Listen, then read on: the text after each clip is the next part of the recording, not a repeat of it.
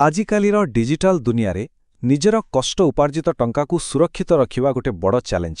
ତେବେ ଆସନ୍ତୁ ଆଜିର ଏହି ଆଲୋଚନାରେ ଆମେ ଜାଣିବା କିଛି ଜରୁରୀ କଥା ଯାହା ଆମ ଆର୍ଥିକ ସୁରକ୍ଷା ପାଇଁ ଗୋଟେ କବଚ ଭଳି କାମ କରିବ।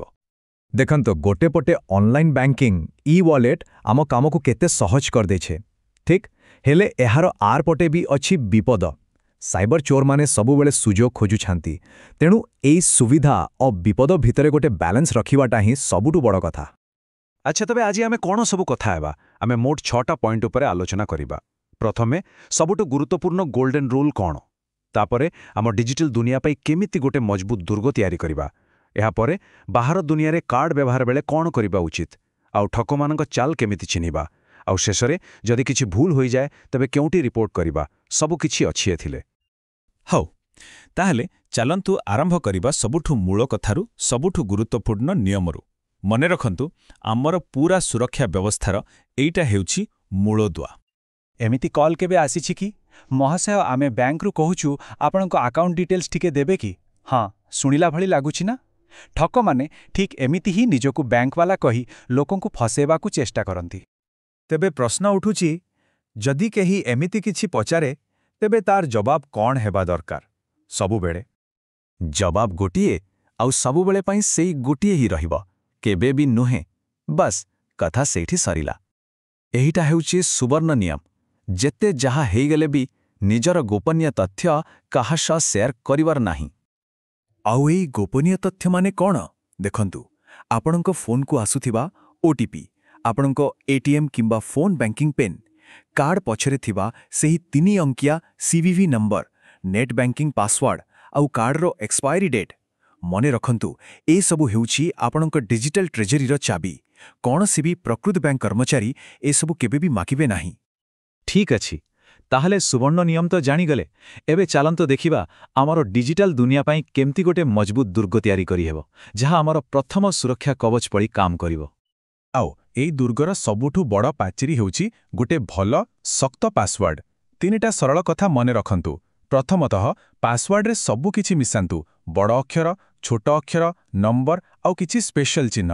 ଦ୍ୱିତୀୟରେ, ଜନ୍ମଦିନ, ନିଜ ନାଁ କିମ୍ବା ପାସୱାର୍ଡ 123 ଭଳି ସହଜ ପାସୱାର୍ଡ ବିଲକୁଲ ରଖନ୍ତୁନି। ଆଉ ତୃତୀୟ, ଯାହା ବହୁତ ଜରୁରୀ, ସବୁ ଆକାଉଣ୍ଟ ପାଇଁ ଅଲଗା ଅଲଗା ପାସୱାର୍ଡ ବ୍ୟବହାର କରନ୍ତୁ। ହେଲେ କଥାଟା ଖାଲି ପାସୱାର୍ଡରେ ସରିଯାଉନି, କିଛି ଭଲ ଅଭ୍ୟାସ ବି ଦରକାର। ଯେମିତିକି ଅନଲାଇନ୍ କାମ ସରିଲା ପରେ ସବୁବେଳେ ଲଗ୍ ଆଉଟ୍ କରିବା।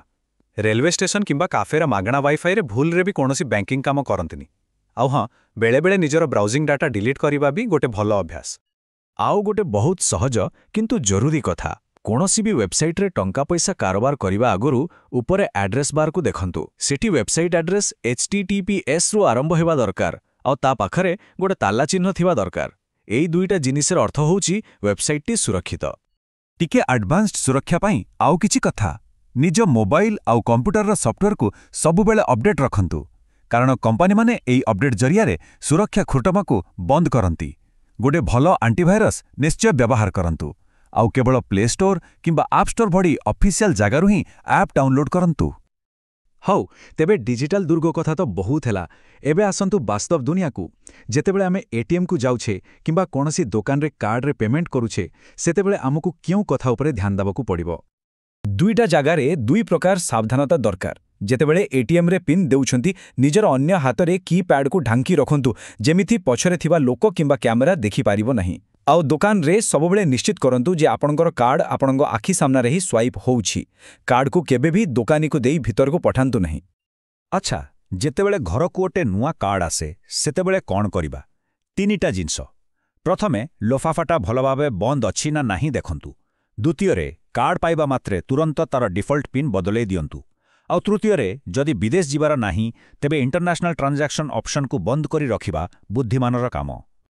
ଏବେ ଆସନ୍ତୁ ସବୁଠୁ ମଜାଦାର ଆଉ ସବୁଠୁ ବିପଜ୍ଜନକ ବିଷୟକୁ। ଏଠି ଠକମାନେ କମ୍ପ୍ୟୁଟରକୁ ନୁହେଁ, ବରଂ ଆମ ମନକୁ ହ୍ୟାକ୍ କରିବାକୁ ଚେଷ୍ଟା କରନ୍ତି। ଏହାକୁ କୁହନ୍ତି ମନସ୍ତାତ୍ତ୍ୱିକ ଖେଳ ବା ସୋସିଆଲ ଇଞ୍ଜିନିୟରିଂ। ଏଠି ଦେଖନ୍ତୁ କେତେ ସୁନ୍ଦର ଉଦାହରଣ। ଗୋଟେ ପ୍ରକୃତ ବ୍ୟାଙ୍କ ଆପଣଙ୍କୁ କହିବ, ଆମ ଅଫିସିଆଲ ୱେବସାଇଟ୍କୁ ଯାଇ ଲଗ୍ଇନ୍ କରନ୍ତୁ। କିନ୍ତୁ ଜଣେ ଠଗ ଆପଣଙ୍କୁ ଡରେଇବ, ଏହି ଲିଙ୍କରେ ଏବେ ହିଁ କ୍ଲିକ୍ କରନ୍ତୁ, ନହେଲେ ଆକାଉଣ୍ଟ ବନ୍ଦ ହୋଇଯିବ।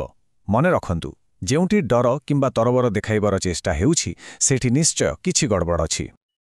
ଆଉ କିଛି ସାଧାରଣ ଫନ୍ଦି ବିଷୟରେ ଜାଣି ରଖନ୍ତୁ। ଯଦି କୌଣସି ଅଫର ଏତେ ଭଲ ଲାଗୁଛି ଯେ ବିଶ୍ୱାସ ହେଉନି, ତେବେ ବୋଧହୁଏ ତାହା ମିଛ। ହଠାତ୍ କେହି ହସ୍ପିଟାଲରୁ ଫୋନ୍ କରି ପରିବାର ଲୋକଙ୍କର ଦୁର୍ଘଟଣା କଥା କହି ଟଙ୍କା ମାଗିଲେ ଡରିଯାଇ ତୁରନ୍ତ ଟଙ୍କା ପଠାନ୍ତୁ ନାହିଁ। ପ୍ରଥମେ ଖବର ସତ୍ୟତା ଯାଞ୍ଚ କରନ୍ତୁ।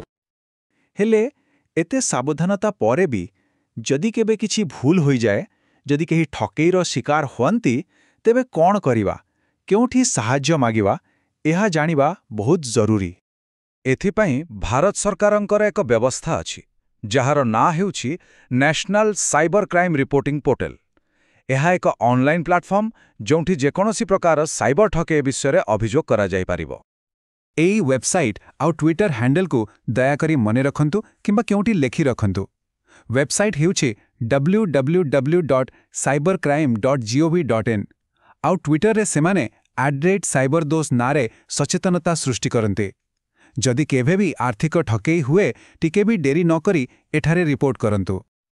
ଆଉ ଶେଷରେ ଆଜିର ଏହି ସବୁ ଆଲୋଚନା ପରେ ଗୋଟେ ପ୍ରଶ୍ନ, ଆଜିଠାରୁ ଏହି ମୁହୂର୍ତ୍ତରୁ ଆମେ କେଉଁ ଗୋଟେ ସୁରକ୍ଷା ଅଭ୍ୟାସକୁ ନିଜର କରିପାରିବା?